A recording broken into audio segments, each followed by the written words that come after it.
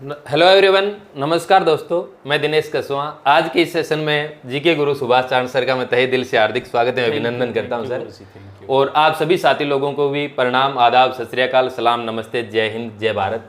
आज का जो अपना महत्वपूर्ण बिंदु रहने वाला है, इस सेशन के अंदर जो अपन महत्वपूर्ण चर्चा करने वाले हैं, सर के साथ अपन चर्चा करेंगे कि अभी जो वर्तमान समय में शिक्षक ग्रेड तृतीय भर्ती की जो भी विद्यार्थी तैयारी कर रहे हैं, यानी आज की जो युवा पीढ़ी तैयारी कर रही है, उसके सामने सबसे बड़ी समस्या ये आती है सर कि राजस्थान जीके को कैसे कवर किया जाए। हम तो सर गणित के विद्यार्थी हैं, गणित पढ़ाते हैं और आपके आशीर्वाद से 2016 के अंदर प्रारंभ किया था गणित पढ़ाना, यानी कुरुक्षेत्र कोचिंग से ही प्रारंभ किया था। सर ने ही स्टार्ट करवाया था, सर्वप्रथम मंच ही सर ने ही प्रदान किया था और सर की बदौलत ही आज जगह जगह पढ़ा रहे हैं। जयपुर शहर के अंदर भी पढ़ाया अच्छे तरीके से, ऑनलाइन भी पढ़ाते हैं। तो अभी वर्तमान के अंदर हर बार सर जो भी कॉल वगैरह आते हैं, मैसेज वगैरह आते हैं, उसके अंदर सबसे बड़ी बच्चे के सामने समस्या यही रहती है कि सर राजस्थान जीके कैसे कवर किया जाए। फिर मैंने सोचा कि अपन तो जीके गुरु से ही मिलते हैं ताकि समस्या का समाधान ही हो जाए। तो सर अभी आप हमारे को ये बताइए कि राजस्थान जीके को जो अभी शिक्षक ग्रेड तृतीय भर्ती है, इसके अंदर शिक्षक ग्रेड के अंदर यानी राजस्थान जीके का जो पार्ट है, महत्वपूर्ण पार्ट है, खूब लगा दिया। तो सर इसको कैसे, किस तरीके से तैयार किया जाए, एक अच्छी रणनीति हो आपकी बताओ। साइको कैसे तैयार की? साइको का तो यूं है कि सर पढ़ते जाते हैं, कुछ समझ लेते हैं, कुछ रट भी लेते हैं। यही है राजस्थान जीके का सबसे बड़ा मैथ साइंस का जो विद्यार्थी है सर, उसके सामने बहुत बड़ा डर यही होता है कि सर जीके का वैसे देखिए ना, ऑल ओवर देखिए तो बहुत बड़ी मोटी किताब लगती है। ज्योग्राफी, हिस्ट्री, कल्चर तीनों को मिलाए तो शायद 600-700 पेज। बिल्कुल सर, बिल्कुल। तो वो सबसे पहले तो बच्चे को ज्योग्राफी से शुरुआत करनी चाहिए। बिल्कुल सर, क्योंकि ज्योग्राफी से शुरुआत करते ही, शुरुआत अगर कोई कर रहा है तो मेरे हिसाब से तो उसे कम 100 मैप भरने चाहिए ज्योग्राफी के। बिल्कुल सर, ताकि क्या पूरा कवर हो जाए। मैप ले आओ और उनको जिले भरो। बिल्कुल सर, भले देख के भरो, भले बिना देखे भरो, क्योंकि जब भी हम पढ़ते हैं तो एक मैप बनता है। बिल्कुल सर। कभी मेवाड़ ने मारवाड़ पर आक्रमण किया, बिल्कुल, या फिर जैसे कि मालदेव ने सबसे पहले भद्राजुण को जीता, उसके बाद उसने नागौर को जीता। तो इतिहास में एक चित्र बनता है कि हाँ भी यहाँ जोधपुर है, जोधपुर से इस साइड में नागौर पे अटैक किया इसने। गिरी सुमेल युद्ध में शेरशाह सूरी आया तो वो आगरा होते हुए फतेहाबाद यहाँ से होते हुए आया। तो एक दिमाग में मैप बनता। मैप तभी बनेगा जब उसे मैप पहले से तैयार। बाकी तो विद्यार्थियों को पता ही नहीं है कि मारवाड़ का है, मेवाड़ का आक्रमण कहाँ से हो गया। सबसे पहले तो शुरुआत उसे ज्योग्राफी से ही करनी चाहिए। हर बच्चे को मैप भरना चाहिए, राजस्थान का परिचय पढ़ना चाहिए सबसे पहले। बिल्कुल सर। जब मैप तैयार हो जाए, परिचय तैयार हो जाए, उसके बाद में वो कल्चर छेड़ ले चाहे, उसके बाद हिस्ट्री छेड़ ले चाहे। लेकिन टॉपिक वाइज अगर हम बांट के पढ़े, क्योंकि लालच हो जाए कोई पढ़ लूं वो ही पढ़ लूं, जरूरी नहीं है। अगर तेरे एक पेज याद होता है, एक शासक भी एक याद करे ना, अधिक टोटल राजस्थान में मुश्किल से होंगे शायद 35-40। बिल्कुल सर, इतने ही है। 40 है, एक दिन में एक याद करे ना तो भी एक तो भी 40 दिन। हाँ, लेकिन हम सोचते हैं कि आज मेवाड़ उठाया और शाम तक तो मेवाड़ को कंप्लीट ही कर दे। सही है। कैसे कर दोगे इतना को? सर यही सबसे बड़ी समस्या आ रही है विद्यार्थियों की कि एक दिन के अंदर मैं मेवाड़ पूरा कर दूं, एक दिन में मारवाड़ पूरा कर दूं। जल्दी किस चीज की है? हाँ, तो जाना कहाँ है? सही है भाई जल्दी। अभी जैसे रीट में भी 2 महीने पड़े हैं, 3 महीने 90 दिन का समय पड़ा है सर। 3 महीने में तो अगर एक दिन में एक पेज भी पढ़े ना, हिस्ट्री का, ज्योग्राफी का, कल्चर का, तीनों का एक एक पेज पढ़े तो भी पूरे हो जाएंगे, आराम से हो जाएंगे। बिल्कुल बिल्कुल। तो इतना तो भी लोग देवता है 5 पढ़ने, एक दिन में एक पढ़ो तो भी हो जाएगा। लेकिन जल्दबाजी जल्दी रहती है, हमें जल्दी से हम कवर कर लें, ये पढ़ लें। और दूसरी बात, नौकरी लगने के लिए सीमित पढ़ाई करनी है, पढ़ने के लिए ज्यादा पढ़ना पड़ेगा। जैसे आप हिस्ट्री का मैं तो देख लो, ओझा जी की किताबें पढ़ी है, गोपीनाथ शर्मा जी की किताबें पढ़ी है, पूरा पढ़ाने के लिए जरूरी है। बिल्कुल सर। पढ़ने के, जैसे अभी फर्स्ट एड का एग्जाम हुआ, आप फर्स्ट एड के एग्जाम के अंदर देखो जो प्रश्न आए ना जीके के, वो बीएसटीसी की गाइड में मिल जाएंगे आपको, सीधे के सीधे सर। जो अपनी आरबीएससी की जो आपकी बुक चलती है सर, उसके अंदर जो भोजी लंबरदार वगैरह ये सीधे के सीधे दे रखे हैं 2 लाइन के अंदर ही। अगर कोई ये कह देने कि घटिया से घटिया गाइड लेके आऊंगा, उस गाइड में भी वो फर्स्ट एड जीके के प्रश्न है। लेकिन हमारी आदत रहती है ये ले आऊं, उधर वाले ले आऊं। फिर दोस्त के पास मिलने के लिए गया, वहां कोई नहीं देखी, वो भी उठा के ले आया, नोट्स भी उठा के ले आए, नोट्स उठा के ले आया। तो पढ़ना, एक किताब अगर पढ़े आराम से, एक किताब में से 90% क्वेश्चन मिल जाएंगे। बिल्कुल सर। जबकि 90 तो लेके ही नहीं आने तुम्हें, और वो 70-75 ले आओगे तो ही सिलेक्शन हो जाएगा। और उन 10% के पीछे विद्यार्थी सर उलझा रहता है। देखो हर पेपर में 100 में से 2 क्वेश्चन ऐसे आएंगे जो किसी को नहीं आते, जो पहली बार आएंगे। बिल्कुल 98 क्वेश्चन ऐसे होंगे जिसने 3 महीने तैयारी की, उसकी नजरों के आगे से वो क्वेश्चन गुजरे हैं। बिल्कुल अब बात ये कि उस समय पेपर के समय उसे कितने याद रहते हैं। तो एक तो हाउदूजी ना करो, वही पढ़ लूँ वही पढ़ लूँ, एक गाइड पढ़ लो, एक गाइड से काम चल जाएगा, नौकरी के लिए पर्याप्त है। अगर आपको ज्ञानी बनना है तो बहुत गाइड है, तो विद्वान बनने की तो बात, विद्वान बनो तो अलग बात है।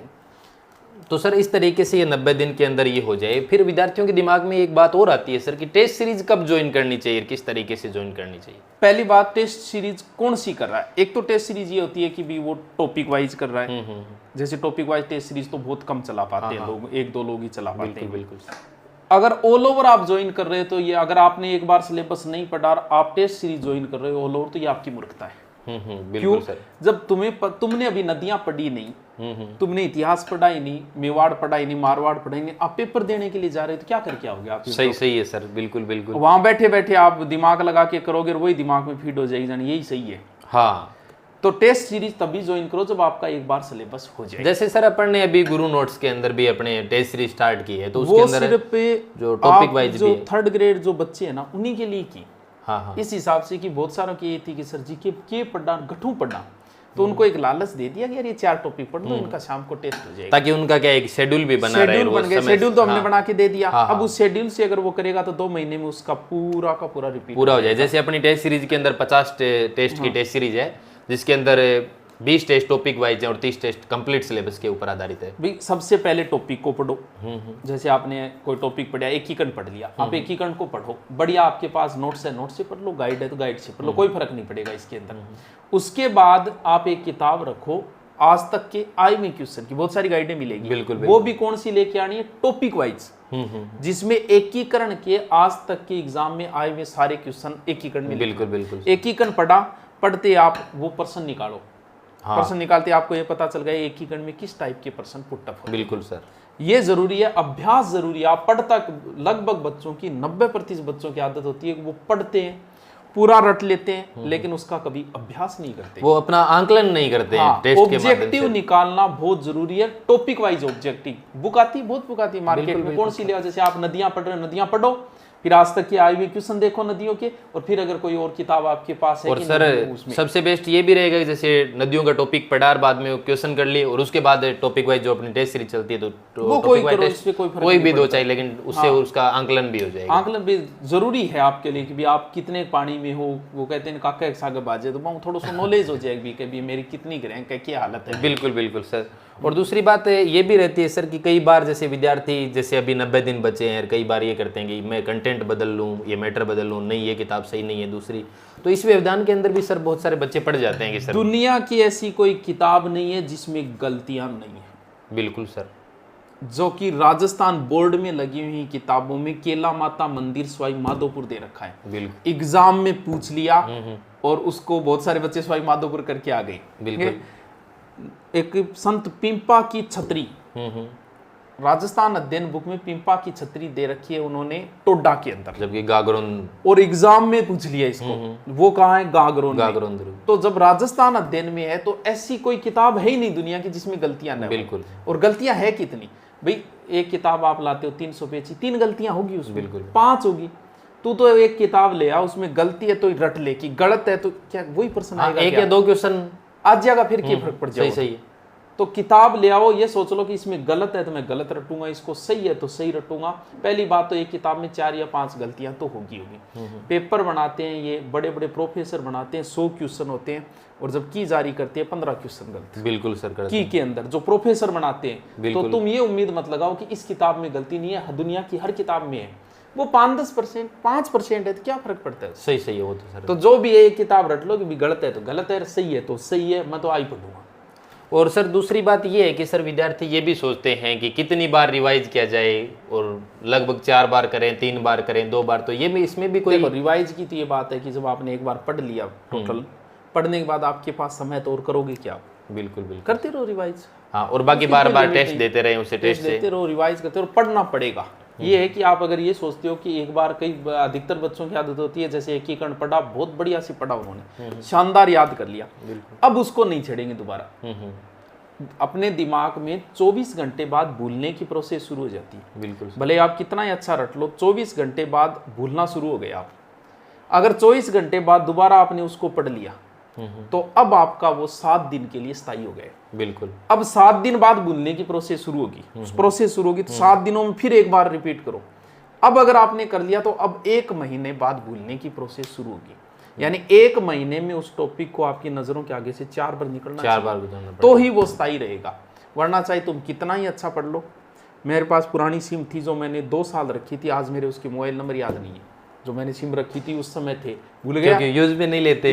तो वही बात है, हर आदमी भूलता है। दुनिया का ऐसा कोई आदमी नहीं है जो भूलता नहीं है। अगर कोई नहीं भूलता ना तो 100 में से 100 नंबर ही लेके आता है। बिल्कुल सर। जबकि मेरिट तो रहती है 73 और टॉपर के नंबर आते हैं 76। क्योंकि हर चीज पढ़ी हुई याद रहती है, क्योंकि पढ़ते तो सभी बार है, पूरा बार ही कंटेंट पढ़ना पड़ेगा, बार और कोई ऑप्शन नहीं है इसका। और वही अगर याद रहते तो फिर इनसे पूछो कि आप बता दो 10वीं में आपके रोल नंबर कितने थे। सही है, सही बात है सर। और सब्जेक्ट वाइज ही याद नहीं, जबकि मैं 10वीं करके तब मेरे याद थे हिंदी में मेरा इतना बढ़िया, इंग्लिश में अब मेरे को नहीं याद कि हिंदी में कितना मेरा, इंग्लिश में कितना बढ़िया, क्योंकि मेरिट बोल्ड हो सही नहीं याद रहता, क्योंकि समय निकलता है। क्योंकि हर विद्यार्थी यही सोचता है सर कि मेरे याद नहीं होता है, मेरे याद नहीं होता है। बाकी हर एक विद्यार्थी के साथ ही ऐसा होता है कि जो बच्चों ज्यादा पढ़ने लाई जाए नहीं बिंग लास्ट में यहाँ लाई जाए बुढ़ो आपने की याद हो रही है को नहीं। हाँ वो सबके साथ है। तो सर मूल मंत्र तो इसका यही है कि जो अभी आपने पूरा विस्तृत तरीके से बताया है कि बस बार बार पढ़ना पड़ेगा, बार बार रिपीट मारो, टेस्ट चाहे उसे रिकॉर्डिंग करके सुनो, बहुत तरीके होते हैं। हाँ सर, एक वो आपकी बात मेरे हर बार याद आ जाती है कि वो रिकॉर्डिंग करके याद करो, जैसे मोबाइल के अंदर रिकॉर्डिंग जैसे हम कई बार गाना वगैरह सुनते हैं, आपने सुने बहुत सारे गाना है जका अपन अर्थ भी कौन पता, लेकिन फिर भी वे आपने याद है, बहुत फेमस गाना है जी हाल मस्ती, नहीं पता लोगों को इसका अर्थ क्या होता है। सही। और भी बहुत सा गाना वाई दिस को लावेरी, अब नहीं पता कि भी इस गीत का अर्थ क्या है। ये भी एक शिक्षण वीडियो में आता है कि पहले किसी को बार बार कोई चीज सुनाओ फिर उसका अर्थ बताओ। तो अगर आप कोई चीज को आपने रिकॉर्डिंग कर ली उसको बार बार सुनते जाओ, क्योंकि बहुत सा समय ऐसा होता है कि जब हमें किताब छोड़नी पड़ती है, भले हमें सब्जी बनाते समय, रोटी बनाते समय, बाथरूम के समय या कोचिंग जाते समय, आते समय, तो वो लगा लो रिकॉर्डिंग, सुनते रहो। दूसरा सोचे कि बस सुनते रहो, लेकिन वो दिमाग मत लगाओ उसमें, ध्यान ही मत दो, सुनते रहो, फिर भी वो याद हो जाएगी। तो सुनने से भी जो कुछ लोग बोल बोल के पढ़ते हैं, इससे क्या फायदा है, वो बोलेगा, कानों में सुनाई देगा, याद हो जाएगा। तो बोलकर पढ़ने वाले भी होते हैं, लेकिन बोलकर नहीं पढ़ सकते, पास वाला डिस्टर्ब होता है। बाकी आप रिकॉर्डिंग करके भी सुन, तो फ्री टाइम हो तो सुन लो, कोई बिल्कुल, बस वही चीज है, समय की बचत करनी जरूरी है। बैठ के 8 घंटे पढ़े, अगर ऐसे फिरते हुए तो 2 घंटे एक्स्ट्रा और जुड़ गए कि यहाँ भाई 2 घंटा भी मैं पढ़ाई करी है। बिल्कुल यही है तरीका सर। बार बार बहुत अच्छा बताया सर आज आपने इस सेशन के अंदर, और आपने अपना कीमती समय निकाला, आपके लिए इसके लिए बहुत बहुत धन्यवाद। तो ठीक है प्यारे दोस्तों, मिलते हैं फिर नेक्स्ट एपिसोड में। धन्यवाद, थैंक यू।